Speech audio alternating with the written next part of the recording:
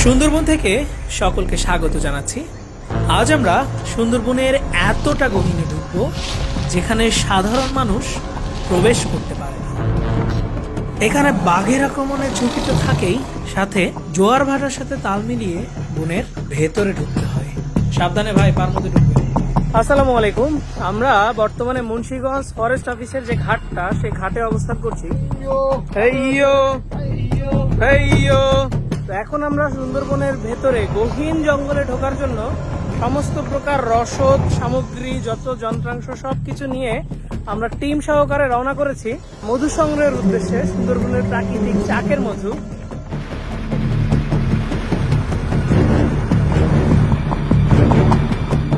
আলহামদুলিল্লাহ, আমরা চাকের কাছে চলে আসছি।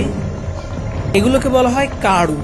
আমরা কাঁচা পাতা দিয়ে এই কাড়ু তৈরি করেছি মৌমাছির চাকে ধোয়া দেওয়ার জন্য। আর এই ধোয়ায় মৌমাছি অল্প কিছুক্ষণের জন্য অচেতন হয়ে থাকে। ঠিক ওই সময়টাতেই আমাদেরকে কিন্তু মধু সংগ্রহ করতে হয়।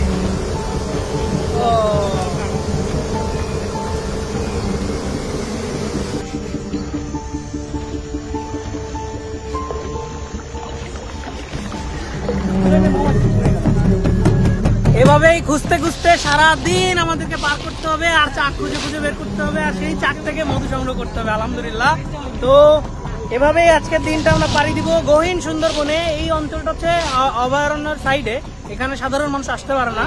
তো এখানে শুধুমাত্র মধু সংগ্রহের জন্যই আসে। আমরা সারা টিম, আমাদের এই ফুড সার্ভিসের টিম এখানে কাজ করছে আলহামদুলিল্লাহ।